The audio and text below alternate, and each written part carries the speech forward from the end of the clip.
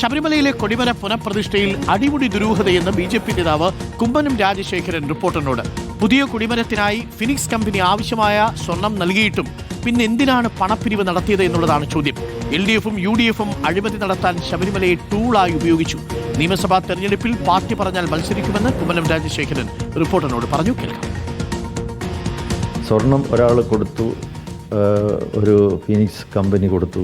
ആ സ്വർണം അതിനാവശ്യമായിട്ടുള്ളതെല്ലാം കൊടുക്കാൻ അവർ തയ്യാറായിരുന്നു. അത് ചോദിച്ചത് കൊടുത്തു. എത്ര വേണമെന്ന് പറഞ്ഞു? 3.5 കോടി വേണമെന്ന് പറഞ്ഞു. 3.5 കോടിയും കൊടുത്തു.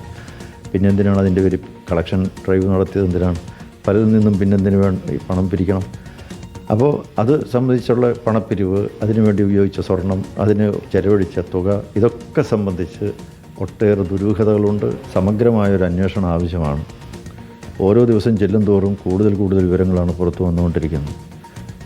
ഇതൊക്കെ പ്രധാനപ്പെട്ട കാരണം LDFും UDFും ഭരിച്ചിരുന്ന കാലത്ത് ശബരിമലയെ അവരുടെ ഒരു ഉപഗ്രഹമാക്കി മാറ്റിയെന്നുള്ളതാണ്.